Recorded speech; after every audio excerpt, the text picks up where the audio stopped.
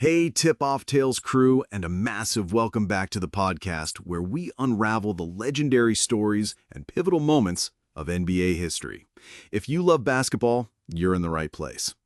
Today, we're shifting our focus from the hardwood heroes to one of the masterminds who orchestrated their success from the sidelines.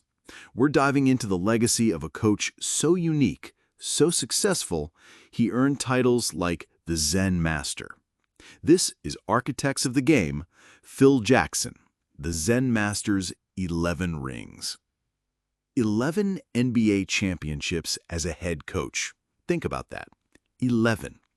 It's a number that borders on the mythical, a testament to sustained excellence across different eras, with different superstars, and in different cities. Phil Jackson didn't just win, he built dynasties. First with the Michael Jordan Chicago Bulls, then with Kobe Bryant and Shaquille O'Neal's Los Angeles Lakers. But what made Phil Jackson so uniquely successful? Was it just having generational talents like Jordan, Pippen, Shaq, and Kobe?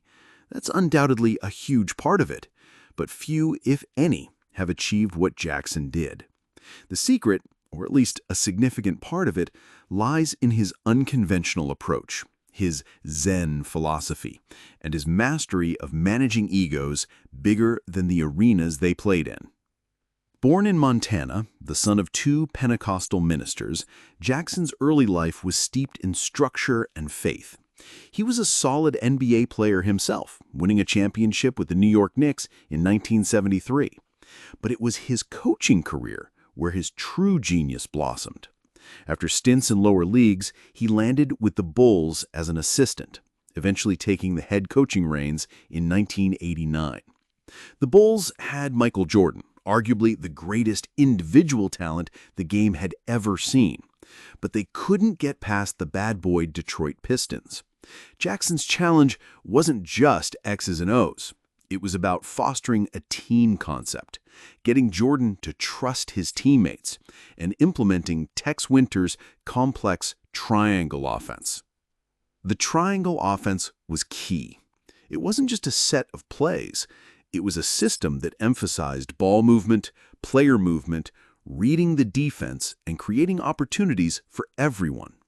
It required patience, basketball IQ, and a willingness to subsume individual brilliance for the collective good. Getting a hyper-competitive, dominant scorer like Jordan to fully buy in was a masterstroke. He did it not by barking orders, but through a unique blend of psychology, philosophy, and yes, a bit of Zen. He'd be known to incorporate Native American spiritual practices, Zen Buddhism, and meditation into his coaching. He'd give his players books on philosophy and leadership.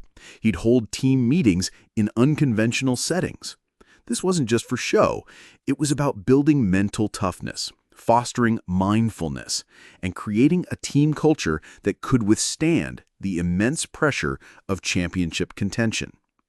And withstand it they did. The Bulls, under Jackson, finally conquered the Pistons and went on to win 6 championships in 8 years. 2 incredible three-peats. He managed the immense personalities of Jordan, the quiet brilliance of Scottie Pippen, and the flamboyant unpredictability of Dennis Rodman, getting them all to pull in the same direction. That, in itself, is a coaching feat worthy of the Hall of Fame. After a brief hiatus, Jackson took on a new challenge in Los Angeles with the Lakers in 1999.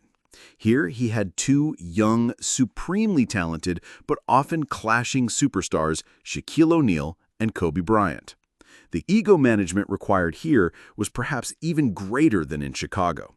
Shaq, the dominant, jovial big man; Kobe, the ferociously competitive, Jordan-esque prodigy. Again, Phil, along with Tex Winter and the Triangle, found a way. He guided the Lakers to another three-peat from 2000 to 2002. His ability to connect with, challenge, and ultimately unify these alpha personalities was extraordinary. He understood that coaching wasn't one size fits all. He adapted his approach to each player, knowing when to push, when to counsel, and when to simply let them be. Of course, Jackson wasn't without his critics. Some said he was aloof, that his Zen persona was just an act, or that he simply lucked into coaching once-in-a-lifetime talents. And while the talent was undeniable, it's equally undeniable that Jackson maximized it. He created an environment where these stars could thrive together.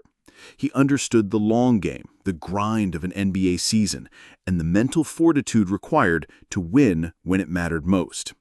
His later stint with the Lakers, after Shaq's departure, saw him win 2 more championships with Kobe Bryant leading the way in 2009 and 2010. This cemented his legacy further, proving he could win with different team dynamics and a different primary superstar. 11 rings. It's a record that may never be broken.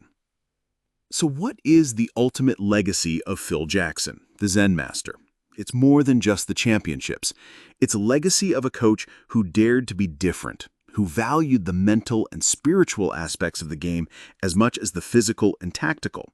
He was an architect not just of plays, but of team cohesion, of championship mindset, and of some of the most dominant dynasties the NBA has ever witnessed. He proved that sometimes the most powerful coaching tool isn't a clipboard, but a quiet understanding of human nature. And that's the incredible story of Phil Jackson, one of the true architects of the game. 11 rings, countless memories, and a coaching philosophy unlike any other. What do you think made Phil Jackson so successful? Let us know in the comments. Next time on Tip-Off Tales, we're going from the sideline back onto the court to explore a rivalry so intense it practically defined an entire decade and captivated a nation. You won't want to miss this clash of titans. Make sure you're subscribed to the Peak Tales so you never miss a new episode of Tip-Off Tales dropping regularly. If you enjoyed this deep dive, give us a like. It truly helps the channel grow. And follow Tip-Off Tales wherever you get your podcasts or right here on YouTube. Until next time, keep reliving those peak moments. We'll catch you for the next tale.